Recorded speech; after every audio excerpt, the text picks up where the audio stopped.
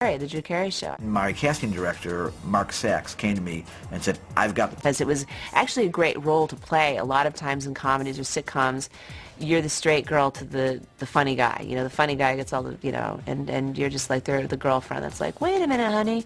But they actually gave this great character arc of playing a character who starts off my size, but then gradually gets bigger and bigger and bigger in a fat suit until, you know, eventually she can't handle it and then they break up. I think it's her improvisational background, but she's just always up for trying anything and looking foolish and playing it all out no matter what it is. There are a lot of actors who would say, no, you can't make me look like that. That's just not what the public wants to see. Yeah, if you're going to do comedy, you can't care at all.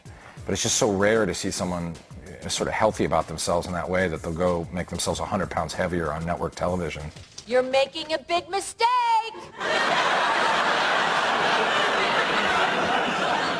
As much as there is a pressure to be looking really good in this town and be skinny and pretty and young, I never, as an actor, I think it's like the old part of me, like with my friend Jana Hunsinger, who would just dare me to do crazy crap when I was a kid, and then I would do it. That's the part of me that wants to be an actor. When she was on Drew Carey, and I just saw that she's so natural, and it was so fun for her, and so that was just her. I was very happy that they did bring her back at her normal weight somewhere down the pike, because a lot of people, a lot of our friends and even family were convinced, wanted to know what happened to Katie. I was living in New York always, and because I just didn't want to move to LA. So what brought me to LA was the Mike O'Malley Show. My friend Mike O'Malley is a playwright, an actor, and he's amazing. She's just very fun and funny and charming and nice and self-deprecating. Those are very admirable qualities. That's something that you want to be around. We did, 6 episodes. Sadly, it was canceled, but that was what moved me from New York to LA. I kind of wish that NBC had hung in there a little longer, or maybe just promoted Kate a little bit more, and maybe it would have been a bigger hit. We moved a lot as growing up, and I moved a lot. I'm like, to buy a house, that's very, very scary. So bought a house, and I thought, that's it. I'll never travel again, certainly, because I just am house poor now. All my money's in my house. I saw Rome and Holiday, and I'm like, oh my God, amazing movie, and I'll never get to Rome because I just bought a house. And then literally, within a week or two, I get a call from my manager saying, look, there's this little role in this movie, Under the Tuscan Sun. It shoots in Rome, and it's Rome for San Francisco. You're only actually in a couple scenes, and one of them's the interior of a restaurant in San Francisco, but they shoot it in Rome. I went in to read for Linda Lowy and John Brace and got the part. Freedom. It's a freedom.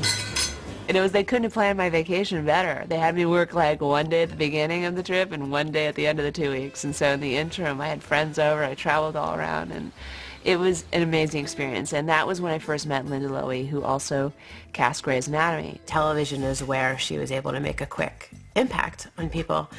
So it was fun for me because I'm like, okay, well, we have to get you out there in the feature world. I've seen her on television quite a few times, and I've always thought she was really fantastic. And she does have this incredible presence that really comes out. She was being considered for the lead female in a movie opposite Will Ferrell. It was a really exciting moment. Very professional, very prepared, really knew what she wanted to do, and came in and she had a real rapport with Will Ferrell, and they just kind of worked things out, and we all worked things out together, and she brought a lot to it and was really great and fun to work with. I felt that whole period was really pivotal because I knew that the more people she met, the more people were just wanting her.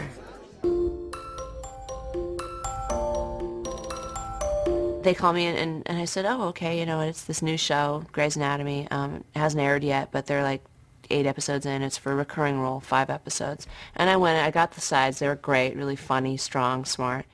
I have poison oak. What?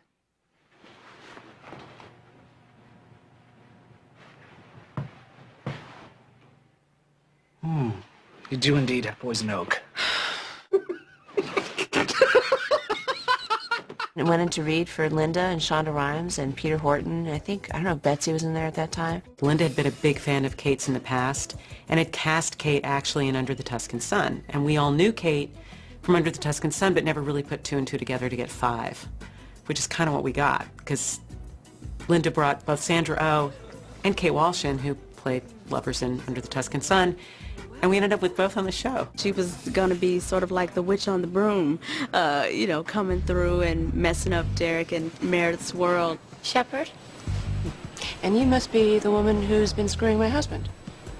She was fantastic, dressed in black with red hair flying all over the place. You know, it was just a wonderful addition to what we had already established in those first few episodes. I just know that I laugh a lot working with Kate because she has such really a very special sense of humor.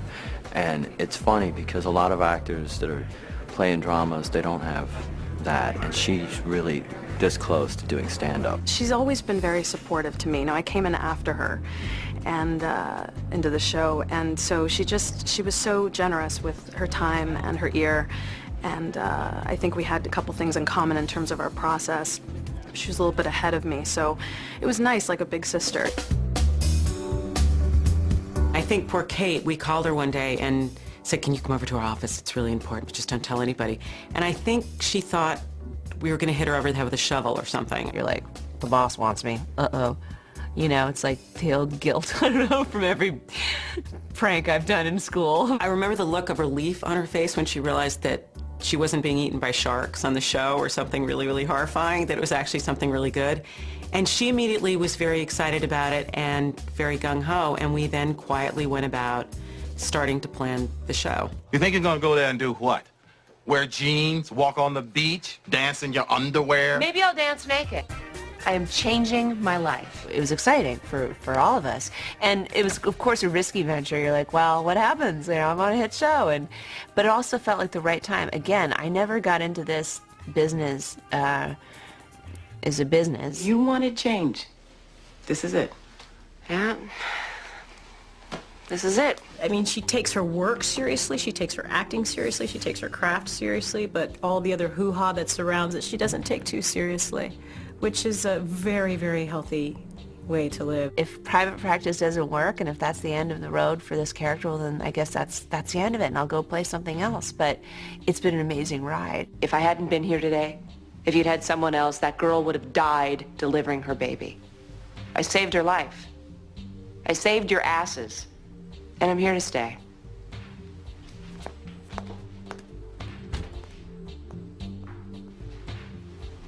That's why I didn't tell you she was coming.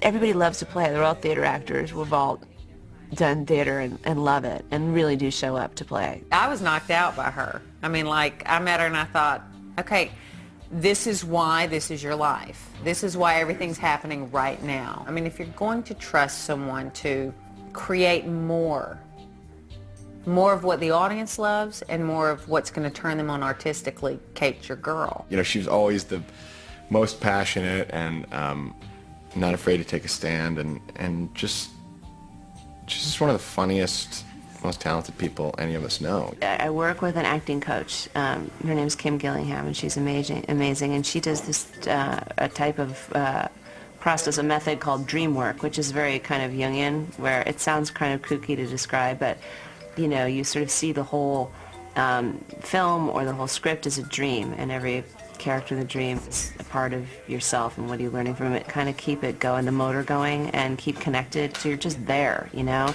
and you're raring to go. So if you're like, hey, it's 2 in the morning, you got to do this big, massive scene, you're like, all right, let's go, let's do it. There's no time to really think or freak out about it. You're just in it. She gets the drama, she gets the comedy in a big way, and I've been quoted before saying that she's you know, like the modern day Mary Tyler Moore. She has all of that same kind of timing and understanding of the material and how to work the material, how a look can be as good as a word, and she's terrific at that, and her drama chops ain't too bad either.